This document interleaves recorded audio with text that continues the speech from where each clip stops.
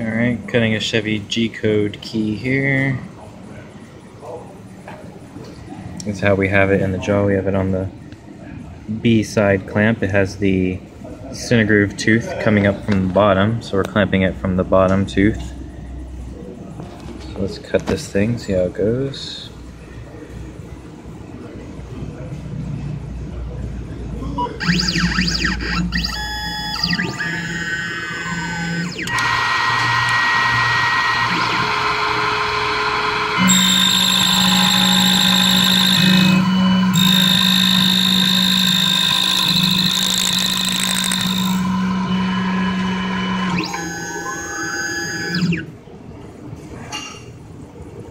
Okay, looks good.